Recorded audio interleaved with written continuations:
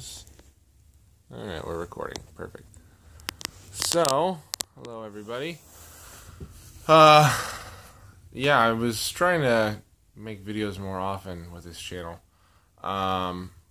So, here's video number 2. I planted some raised beds. I planted some seeds from a nonprofit organization here in Arizona called Native Seed Search, and they're out of Tucson. I planted, they have a evergreen perennial onion. That's what I don't know what the specific name of it is, but I planted some seeds from that onion. They have Maestro snap peas, I think they're called. Early Wonder beets. What else? I planted some herbs, dill, rosemary, thyme. I'm trying to plant more perennials. I just don't have a lot of like small container perennials right now. They're mainly trees or grasses, and I don't really want to grow grass like in a container.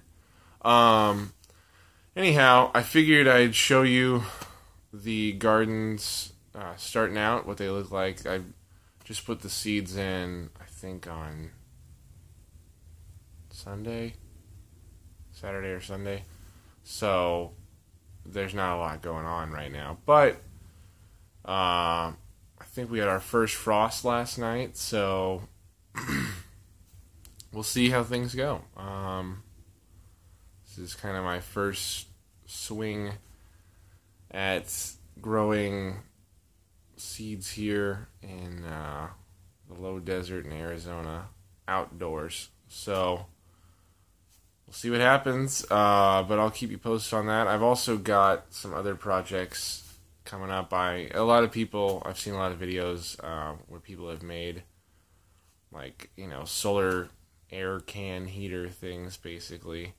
So I'm just gonna try my hand at that and see how that goes. It's probably gonna be a little different.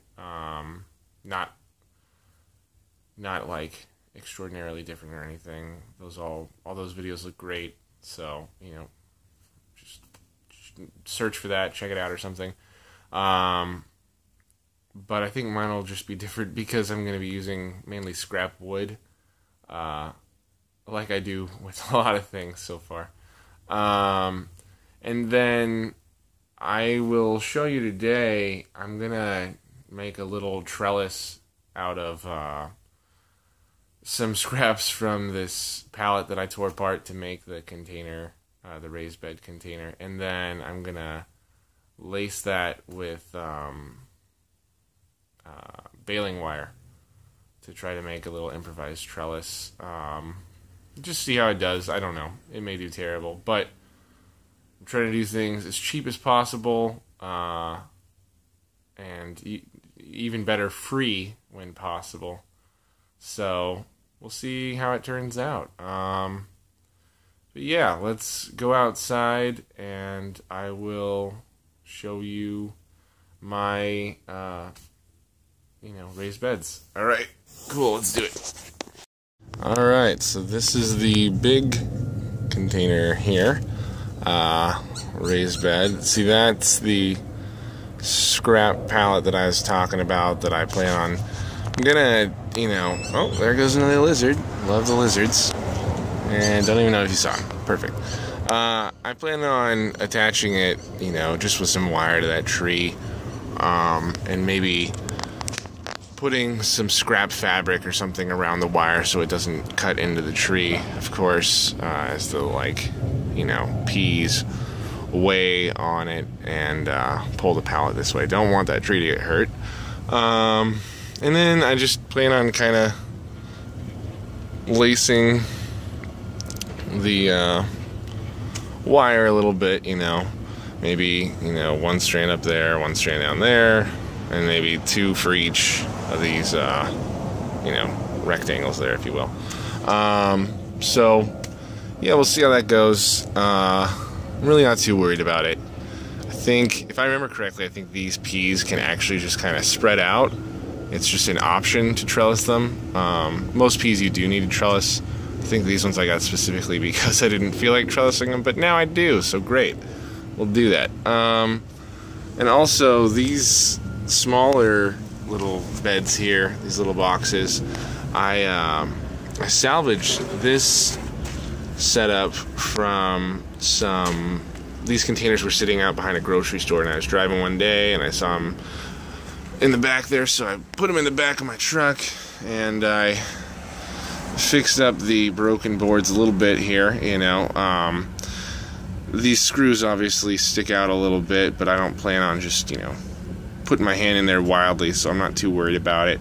But I would recommend that if you are, you know, screwing anything together, use the right size screws. Just so happens these are all I had, and things are pretty tight around here, so yeah. I know screws are cheap, but I'm cheap as well, so ta-da. This is some native clay that I got, and I have plans to kind of use this clay to line the bottom a little bit, but also to mainly make those seed pellets out of it. So I'm just keeping it in here right now because, you know, as you can see, the wall kind of blocks this bed from getting any substantial daylight anyway, so I'm not even gonna plant this bed right now. I'm just focused on these, you know, gonna make those my main project, and we'll see how that goes. And then, yeah, so as this progresses, you know, I'll probably move that bed up there. I talked about using this tote to create my own, you know, ethanol, but I actually found some people who have a channel here in the valley. Their channel is Greenie's Garden, and they are kind of just starting out, but they've got, you know, a little more set up right now. They've got an actual yard where they can get things going, and they've got some tropical fruit trees that I'm sure could use more water.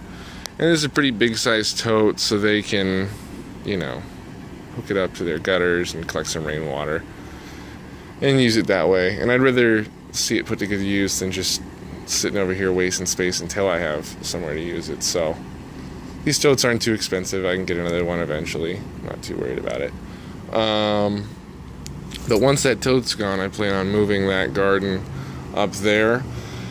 And I'm going to put a little plastic under it just so it doesn't stain the concrete. Again, you know, we're renting here, and the last thing you want to do is make your landlord upset. So, yeah, I mean, this is the garden. I'm going to kind of wire this together. I probably won't do a step-by-step because I'm just not that savvy at the moment. But I'll show you what it looks like when it's done.